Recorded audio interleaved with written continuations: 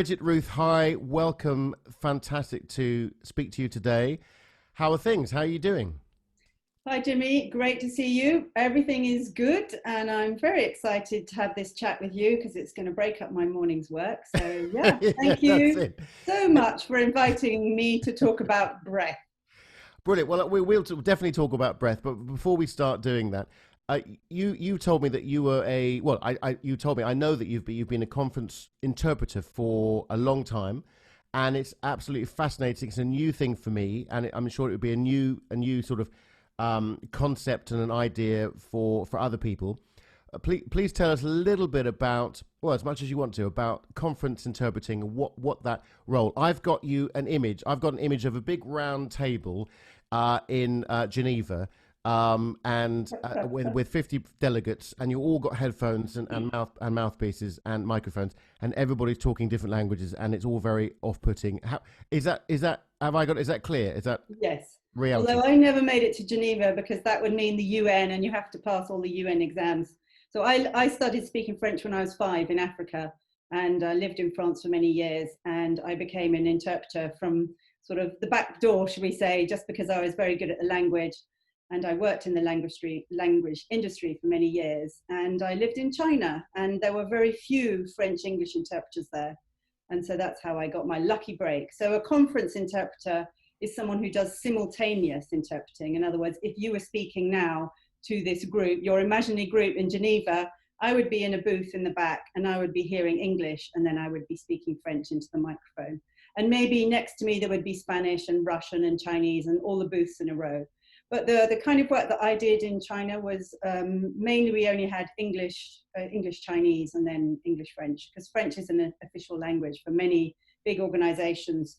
So yeah, we would Would you? fly to whichever city or around the Beijing Olympic Games. We did quite a lot of work, Yep. and they had some other games after that. We worked a lot with basically all the big organizations still have French as an official language, especially related to sport or monuments or many things to do with the UN. So we could be talking to a group of 20, but we could also be in these huge halls and have delegates from all over the world. And it's a lot of fun. It's definitely a fly How by the skin of your pants job. So is you it? have to like I was adrenaline. I was gonna say. So you don't have any notes or anything? Do you have a sort of a script of what the delegate's going to If you're say? lucky, Yeah. I mean, in your dream, you get given all the speeches, but it's never that way. Right. Usually at the beginning of the day, if you're lucky, you might get the last draft of a speech. And sometimes you'll get a PowerPoint. It depends. If it's a private thing, you might get more content, but if it's public, you generally don't, which is a bit hair raising. But we do a lot of preparation beforehand. So, for instance, we did one on the monuments, the organisation that looks after monuments around the world, Yep. and so we did a lot of research about that, read a lot about it in both languages. But yeah, I mean, I think I didn't really know anything about breath then, as I do now, as we'll find out later. But breath is very important when you're talking, as you know, because you have to be able to, like I did then, take a breath, Yes. to sort of fuel your voice and also to keep the pace. But Hmm. unfortunately, when you're an interpreter, you don't get to control the pace. So you often get some very nervous speakers, Mm. or you get people who have been given a 10 or 15-minute time slot to share their research, Mm. and they want to tell the audience everything, and they've got 120 slides, and they're Yep. reeling through data, and it's all Yep. numbers and figures. So you have to find your tricks of the trade, as it were. So So you're noticing over the years. Obviously, you've noticed many, not just speakers but interpreters fall in the trap of having that time limit to yeah, be able to put their point across, or the points across. So yeah. what are the things that people fall over? Would you say that it's speaking too quickly? It's trying to. I mean, I suppose if you've got to get in those 120 slides in 15 minutes, which I Yes, know obviously is just it's it's a just an bit of an example, but exaggeration, yeah, but of course, not always. yeah. Yeah. But So I'll tell you that's what the biggest issues are yeah. when we interpret. One is accents. So Okay. non-native English speakers speaking English. Yes. You rarely have a non-native French person speaking French. Yes. So for me, it was Chinese people speaking English and Yes. not having the level of English, probably hadn't even written the English, maybe even had it translated by some piece of software, So dealing with that can be very difficult. So accents are tough for us, but I mean, we get very good at it, and we're used to listening to people speaking our language, and in a kind of contorted, harmful way, should we say. And the other thing is definitely speed. So let's take the example of speed. I think a lot of it is to do with nerves. It's not only to do with the fact they're trying to rush through their content, it's because it's very scary to stand up in front of a big conference, in front of a big auditorium. Yep. And I remember once, for instance, often so we work in pairs, we do 20 minutes each. So I was often paired up with a French person, because that's the dream team. They do English into French, I would do French into English, and get these beautiful, pure accents and faultless language. And so when we knew how many, like we had 4 academics speaking in the morning about monuments or something like that. So you look at them, and so we said who would do who, and there was an Australian woman speaking, and the French guy said, oh no, I'm not very good at Australian accents, so I said, no worries, I'll do her. So I would do her into French, and then so we had everything. I read through her talk. It was about fires and wildfires and how they can harm monuments. And anyway, so I thought, oh yeah, this will be no worries, Australian would come out, and literally this woman came out and she read her whole talk like this, and then the fires and then oh no, yeah, oh my god, it was. So what happens in that situation is, at the beginning you speak as fast as them, but as they get faster, you can't speak as fast as them. So the only thing you can do is you have to edit on the fly. So you have to synthesize. So you can't really communicate the message as well as, truthfully and accurately, because they don't give you the possibility to do that.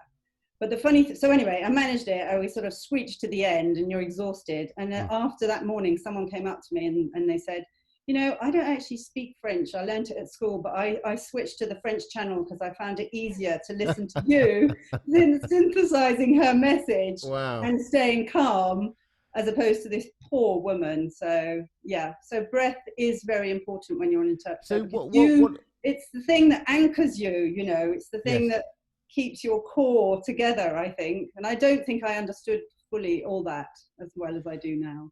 So we'll talk about breath in a minute, but what are the pressures for the speaker? Obviously, you're witnessing this. In hindsight, I suppose you would agree that there needs to be more.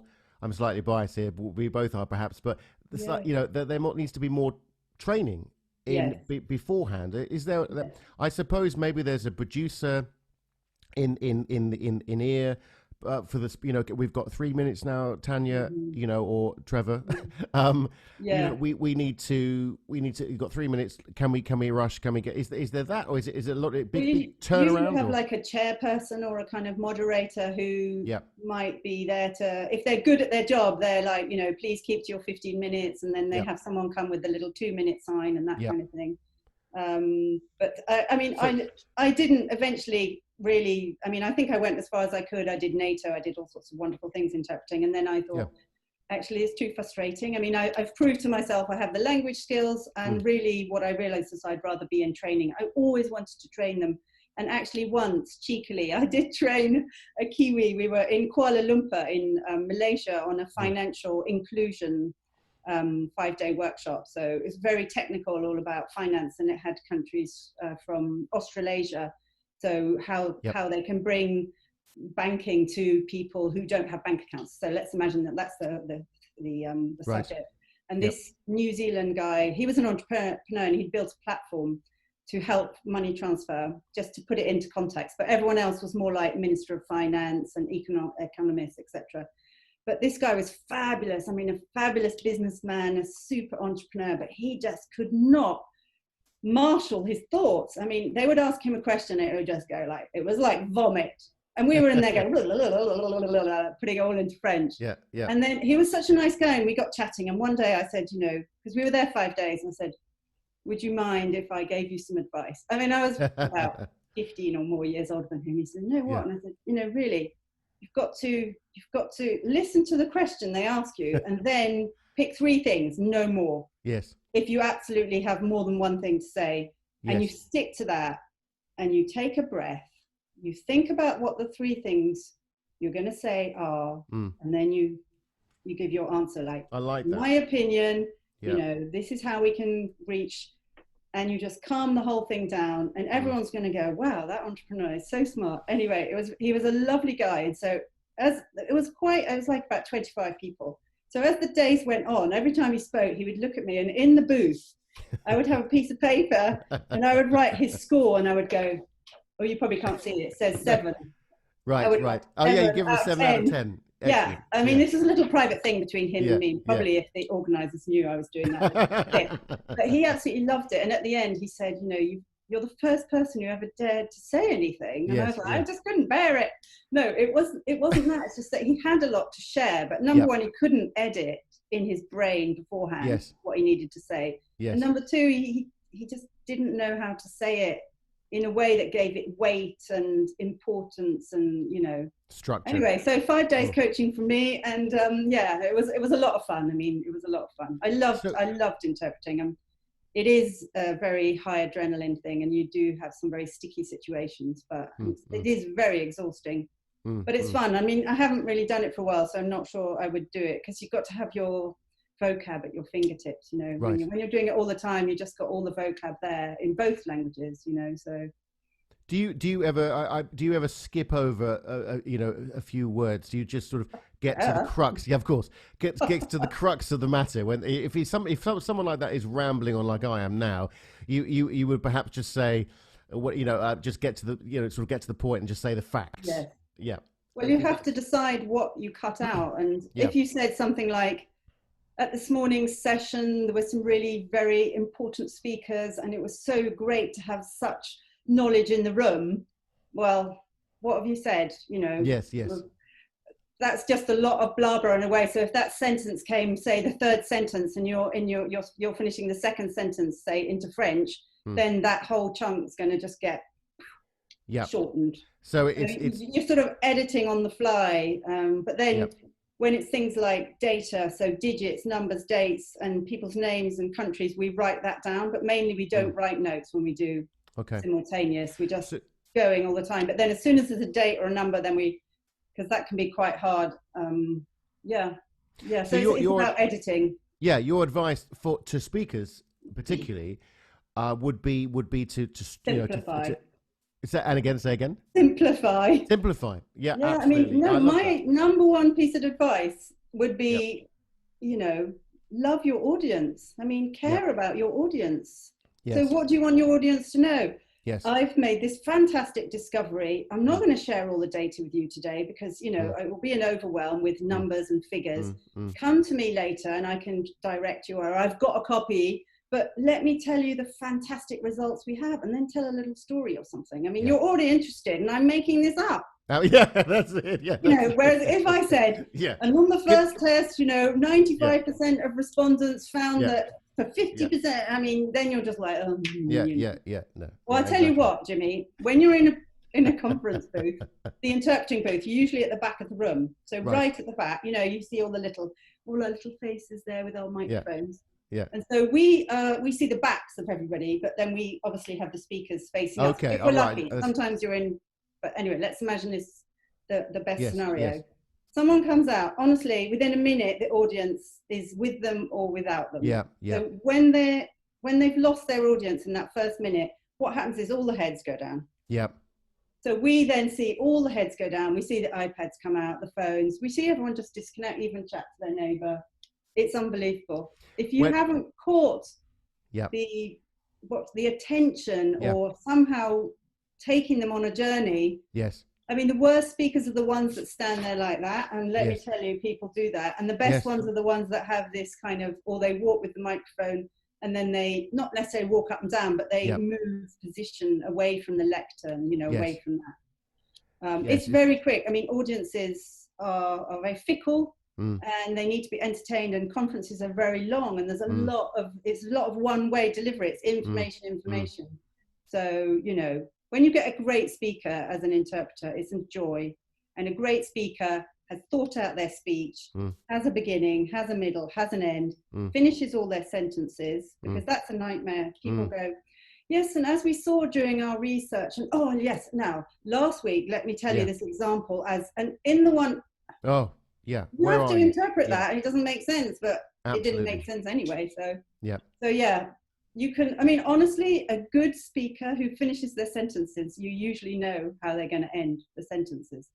Yes. You just know, yes. because it's logical, it's designed, it's built, it's thought out, and you don't dare say it, but then you're like, oh, I knew he was going to say that. No, that's fascinating, and it's really, really interesting. Great advice, great advice. I didn't think. Obviously, you've been interpreting for so long that you've got a front seat to all the speakers. Well, actually, literally a back seat, I suppose. But that's perfect. So we talked a little bit about breathing. So you've done, in fact, somebody told me that you've done a diving. What, a free diving? Free diving. Does that mean you don't have to pay? Nothing like that. I wish, Jimmy. I wish. I've done a free diving course. So let me wind back a bit to explain. So I lived in China for many years, brought up my 3 children there. And when the last one left home, I really decided I needed time out from China, 12 years there. And so I had an online business, this language industry business, so translation and English editing. So I pushed all that online, lost some of my clients in China, and then I took off traveling and, went traveling for 4 years. I didn't realize I would go for that long. And during that time, I did a lot of, well, hey, I'm 50 now, all my kids have grown up, and what am I going to do? And I want to change. And so I did a lot of thinking and spent a lot of time with myself, and that was kind of scary and kind of good. And long story short is that I had been practicing yoga, and I've always been into sport, always mad into sport, done a lot of sport from school onwards, and worked in the ski industry, did four ski seasons, and just had a lot of fun with sport. And decided that I would qualify as a yoga teacher. So I did that in Thailand. I started learning yoga in China, and I studied in India and several places. But then I said, right, that's it. I'm gonna go and do a yoga teacher training course. So I did that. I loved it. 4 hours of yoga a day, 3 hours of theory, wonderful. And I started to realize that the breath was a very important part of yoga. But I felt that we never really were given any we didn't get the science of it enough. And I have a very logical brain, and I think that's why I like languages, because I immediately go and learn all the grammar. So I have the rule book, as it were, and that's the way I learn, is I like to research. So I decided that I would make 2018 the year of breath. So I spent the whole year doing online breathing courses, reading a lot about breath, reading lots of books and things. And it just so happens that I've always been a diver, and one of my daughters was qualified as a diving instructor as part of her marine biology degree, which she was doing in New Zealand. And so we totally indulged ourselves, and we went to Indonesia, and we did this free diving course together. So free diving means you have no apparatus, no tank of oxygen or anything. You do have a snorkel, because you need to, you need that, but for just swimming in the sea, basically. But in 2 days, we did the level 1 course, and it was amazing. And we learned, I don't really know what we learned, really. We learned a lot about, but I asked, he was Russian, our instructor. He was fantastic. And I asked him at the beginning, what are the 2 key attributes you need to be a good free diver? And I thought he'd say, you're born with a huge pair of lungs.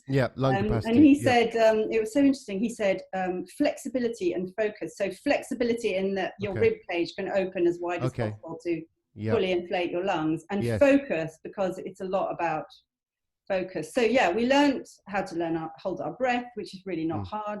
And then we started practicing, they put a rope down with the weight on the bottom, and then you do a kind of duck dive, and then you pull yourself down, and you have to equalize, because otherwise you get pressure. And so you go down 5 meters, you go down 10 meters, and then eventually I really loved it. I think maybe a lot of my life had prepared me for this breathing, because I was a swimmer for a long time, and when you do a lot of lengths of crawl, you expel air most of the length, half the length, and then you take your second breath. But it's a lot of expelling air, so you get very used to doing these long exhales. So free diving was a dream. And obviously my daughter, she'd spent a lot of time diving. She was a dive master, and so she's she's more comfortable in the water than on land. And so we then... So did you eventually come away from the rope and you can do that, and then dive? So what, 20 meters? I mean, that's 20. Wow. The longest we did, I think, was 3.5 minutes at 20 meters. Wow. But honestly, you don't, it's so funny, but you really Whoa, don't whoa, whoa. notice. Hang You on. don't notice you're not breathing, I was going to say. 3.5 minutes Yeah. of holding your Yeah. breath for I three. bet you if we did it, I mean, if I was with you and we did a test, you'd be able to hold your breath 2 or more anyway. I Let's not, definitely not. no, let's not do it. No. No, because if the audience were thinking, oh God, come on, we could do it. No, but No, what I understood though from that course is that we don't breathe because we need oxygen. We breathe because we have a buildup of carbon dioxide in our body, okay, and that's what happens when you're diving and you've held your breath for too long. The body, which is controlling this all the time, realizes too much carbon dioxide because even though you try to move minimally, you don't want to burn up only the oxygen that's in your blood. And then you have this kind of contraction that happens in your diaphragm. It wants to move, and that's how, when that happens, then that's when you're meant to come up, because it still takes a bit of time to come up. But obviously it's not like diving, you can just come up in one, because the air that you inflate in the beginning, you do these huge breaths and then you go down, so it all gets squashed down with the pressure. But then when you come back up, they re-inflate, and then when you get to the top, you do a few breaths in, just to, you don't go like a mad thing, you have a controlled sort of arrival.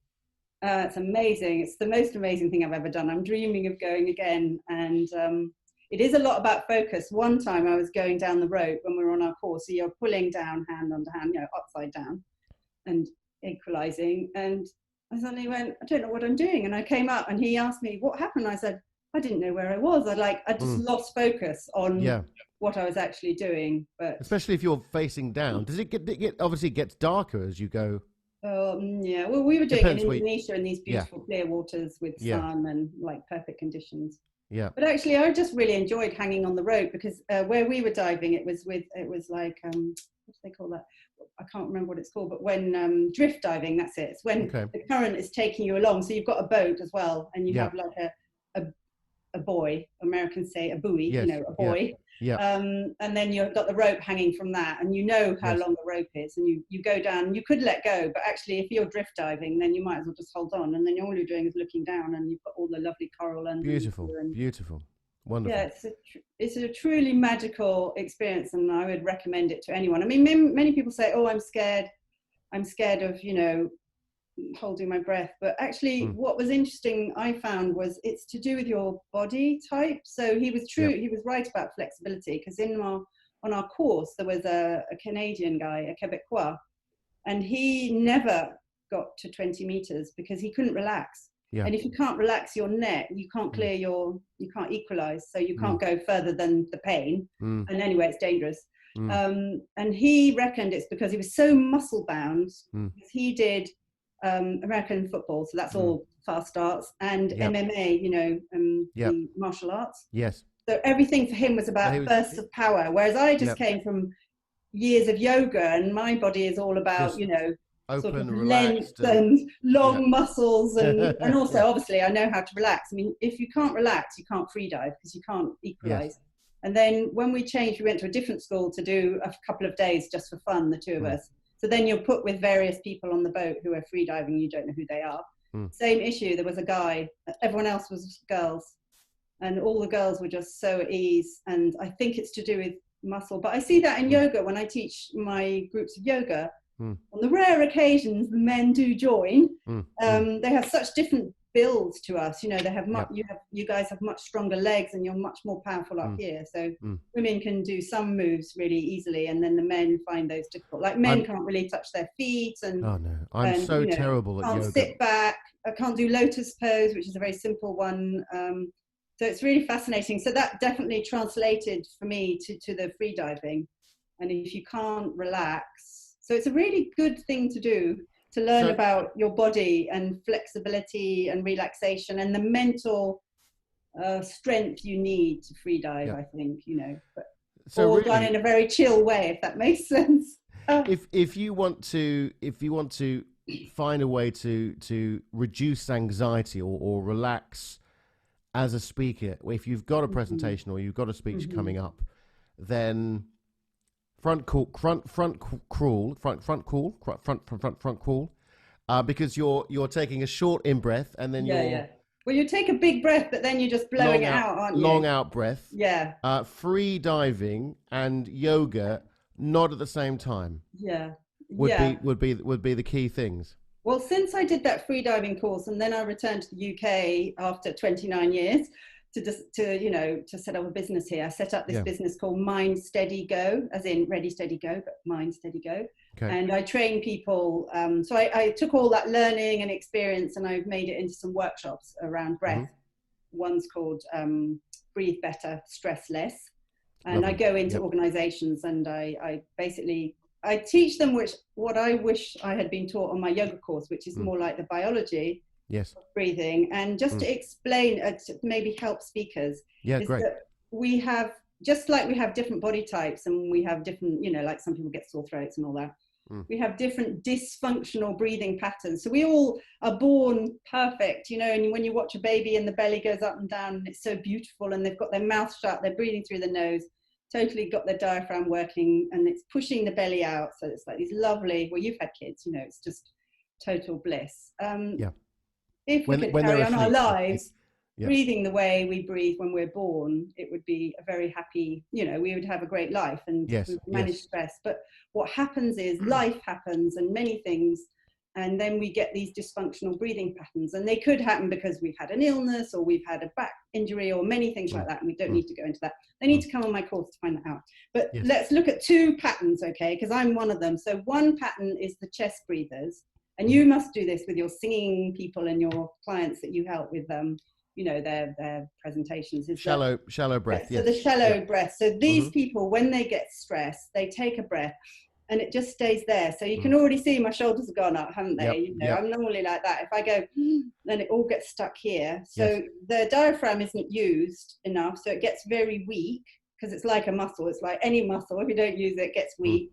So they go into freeze. The autonomic nervous system. We've got the rest and digest, which is the total zen you get to with yoga, and then we've got the fright, flight, and freeze. So these chest breathers, they get stuck in freeze. So they're about to go out and give their presentation. They're very, very nervous. They're like, watch my shoulders going up, and then they're stuck in freeze, and then all they can do is take little sips of air like that. So how can you give a speech when you're like that, Sure. So that's their problem, is they're going to be all upper and it's all here. And I had someone at the weekend, I was doing a retreat and she walked into yoga class like that. By the end, she was like that, all here. So that's the most common, is the chest. The other one is people get stuck in fight. So this is me, this is my style. So rather than we are a little bit chest breathers, but rather than this tightening, we tighten our tummy muscles. So it's like, if someone was going to hit you, immediately, if I went, poof, Jimmy, exactly. So you already, yes, I know, it's real life. So these people like me, we stand very straight. Like you can see, I've got pretty good posture, and I've always had that posture. I mean, from, even when I look at photos of when I'm little, I'm always got shoulders back. But I'm ready to fight. I'm a stand up to life person. So we're very erect. And so we're a little bit expanded here, and we have tight tummy muscles. So our diaphragm cannot work properly. It can't move down because the tummy muscles are stopping it. Therefore, the lungs can't expand properly. So same situation as the chest, can't get enough oxygen into the lower lungs, but different reason. So I would need different exercises or whatever to the chest breathers. So the chest breathers, they need to do the, if in doubt, breathe out. Yes, very good. They need to blow out the mouth, because just to get rid of all that and really find their belly and do some breathing before they go on. I mean, obviously, giving a great presentation, as we know, isn't only about controlling your stress. It's like knowing your stuff, knowing your content, having prepared your questions, all the things, that you need to give a good presentation, caring about your audience. But everybody gets nervous before. We used to get nervous as interpreters. I get nervous, and I've given talks all over the place. Even when I run a workshop, I get nervous. But I call it waistband breathing. I never wear dresses, I always wear trousers. So it's always about finding my waistband, my belly, pushing my waistband. And I know then that my diaphragm.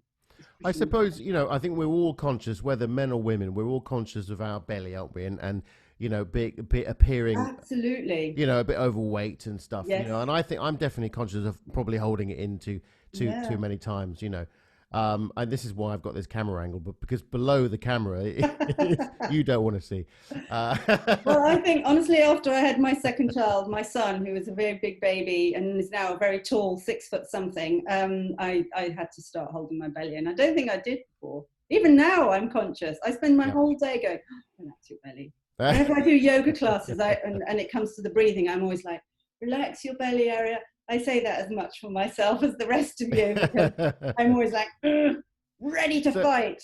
And it's not good, Jimmy. It's not good. It's not good. So if whether you're a chest breather or you're a tense, your abdominal breather or your tense here, what would be your recommendation? I'm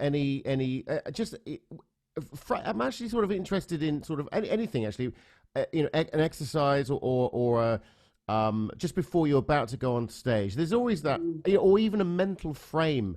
How you would frame yourself mentally, perhaps, or how any advice you have on that for just while you think about that.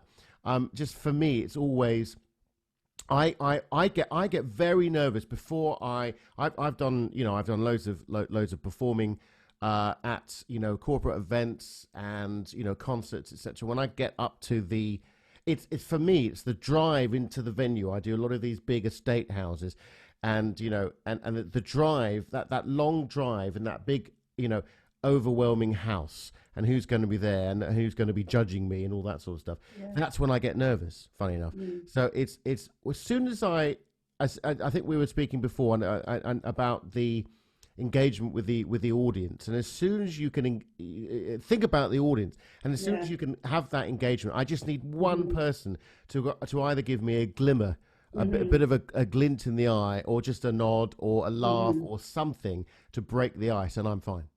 Okay, well, I've got 2 points. Yeah, go. That's pretty hard. I mean, I had to think and listen. One is that in China, I used to give a lot of talks about being a female entrepreneur, all that boring stuff, because there weren't very many of us. And I used to talk to MBA and EMBA programs. So would arrive 60 high-flying executives from all over the world, from INSEAD or somewhere. Or Imperial College, and you had to go in and it's really hard because you don't know them. And I realized what you had to do was to arrive a bit early at coffee time. Yes. And then just chat to anyone, just go up and say, oh, what do you do? Oh yeah, well, I work for an engineering company in Birmingham or whatever, and you're chatting away, talk to a couple of people. Yes. They kind of know you feel one of them, you get up to give your talk and you say, as I was saying to your colleague earlier, blah, blah, blah, and boom, you're in. And it's that sort of, you got to connect. So one thing I always do when I go to give a talk or even a mini little workshop is I always make sure beforehand I've spoken to several people. Just chit chat. I just want to know why they're there, what they're hoping to learn, that kind of thing. So then I already know, and I feel like they're on my side when I look out at them. And also I've got some tidbits to share because they've told me, oh, what I really hate is this. And then I can share, oh, as so-and-so was saying, what they find difficult is this. So that's one thing. And the other thing is, I just think that classic British thing of telling a little joke at the beginning is really a great way to relax your audience, because I believe that all audiences start on our side. Yes. Like, I mean, unless we're some kind of conflict resolution person, and you've gone in to facilitate a huge argument. I have a friend who does that, and she was once in a meeting where they threw chairs at each other. So, that can be really awful. But generally, every single audience is there. They're very expectant, aren't they? I mean, the person walks in, or the moderator's there, or the interviewer's there. You want to be there. You've probably chosen to be there. And even if it's a work thing, you're on a workshop sent from your company, hopefully you want to be there. So my feeling is, remember that and just keep them in that nice expectant, so keep them interested, keep them attentive, and crack a little joke. But you have to be, or I often tell a little anecdote, usually with a little funny twist. I don't know what it's going to be before I get there. Mostly just has to come out of something, and not corny and not that, and then you can see them all relax. And then you do a little pause,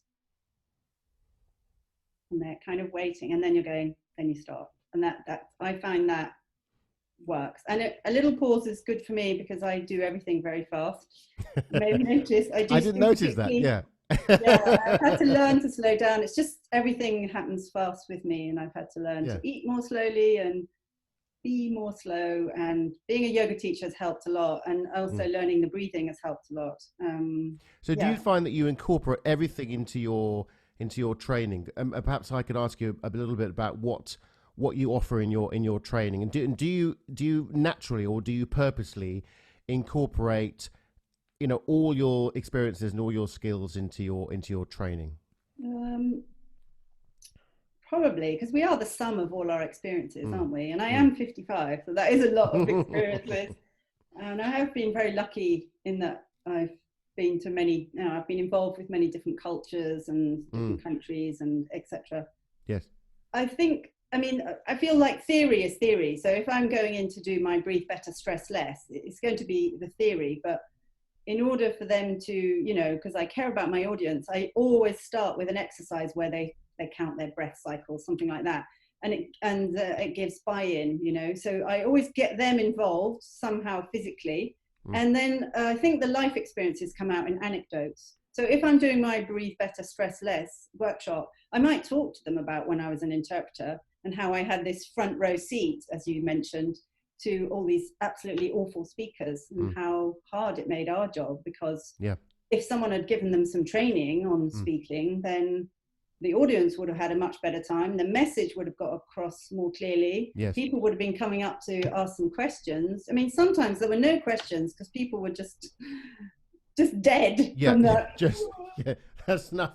Yeah. Yeah. Yeah, exactly. Yeah. So I think Fantastic. maybe the life experiences come in anecdotes, but I mean, theory is Mm. theory and practice is practice, Mm. So I always get them breathing, and I always do some kind of stretching and exercises as well in my breathing workshops, Yeah. even in companies. And it's great because honestly, you can see the people that never do any sport or anything, Mm. Mm.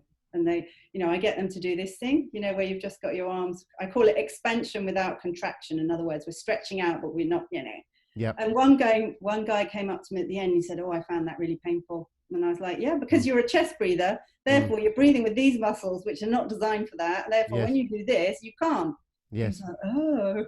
So, yeah. So I Yeah. think you need to get them. I mean, a lot of people are very skeptical about yoga or Mm. about breathing or.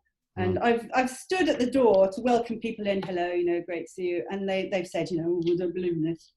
Oh, really? Like, Straight away? Yeah. you are going to have changed your Yeah. attitude by the Yeah. end. I think that. I don't say it. Yes. No. Of course. But, because I get them involved physically and I get Yeah. them doing various exercises Yeah. and doing this breath cycle Mm. counting. Mm. And, like we immediately, by getting everyone in the room to count how many breaths a minute they take, Mm.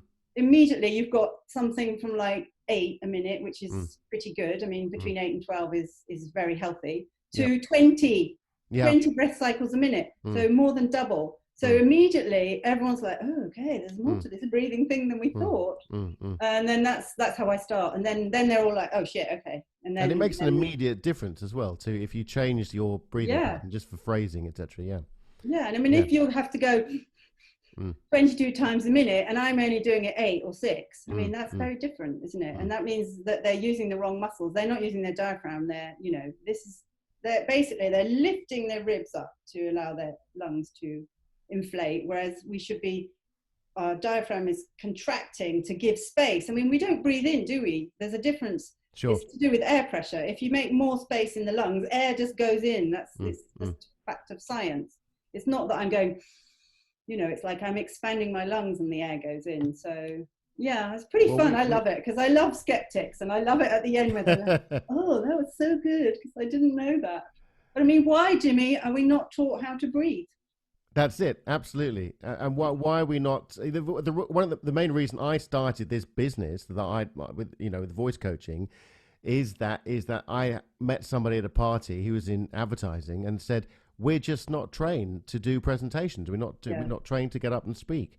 So I think I think there's a lot of people that would gain a lot from your training, your expertise, and like you, Bridget, I think there's a lot of everybody I encounter that I teach myself, and I'm sure the same with you, has little, if not no idea about the effects of breathing and actually the physiology of the breathing and how important it is to to help with their, not just their speaking, but their presence and their engagement Yes. and their anxiety and everything. It's I mean, so important.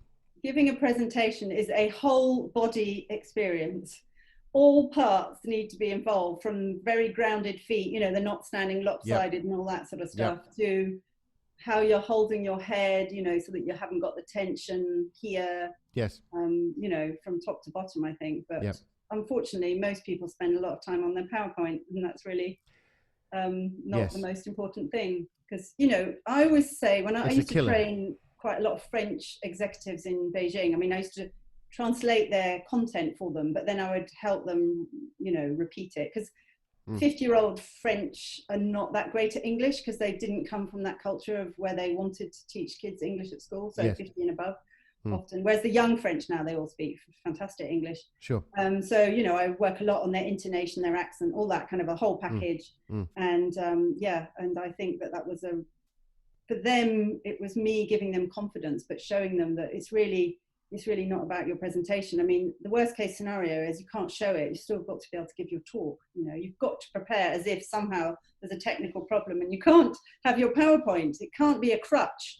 It's just a kind of extra thing, you know. So all the prep should be in the delivery and how you're standing, and you know, for instance, when I was helping, you know, let's say non-natives, they want to have these very complex ways of speaking, because in French they've got amazing French, and I'm like, well, I'm sorry, let's just make it simple and just say it's something. Let's try and figure out a way to say that with very simple vocabulary. And anyway, you're talking to Chinese who are speaking English as a foreign language, a second language, French, you know, many nationalities. So let's make it very simple. I mean, it doesn't mean you're stupid. It means you are passing your message across. So I think that, a lot of people forget about their audience, and that's a real shame. You know, that should be your number one worry.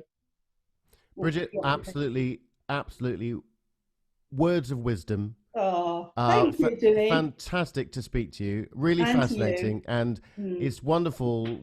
There's a lot of stuff that I didn't know about you, and I didn't know, you know, very interesting take on, you know, speaking from an interpreter's point of view, perspective, etc., and just absolutely fascinating. So thank you so much. How can people get in touch with you? I think LinkedIn is probably the best place. So will you put my name, Bridget Ruth? I will put your name, Bridget Ruth. I will in the comments. Yes. When I've edited the video. Well, I'm not going to edit it because it's so fascinating. I'm just going to chop up the beginning and the and the end. So thank you, Bridget, very much. Hope to speak to you soon. We will definitely speak soon. It was a pleasure, and you know, I've really thoroughly enjoyed being interviewed by you. And excuse my lockdown locks; it's like a big curtain. It's been great. We both have the same.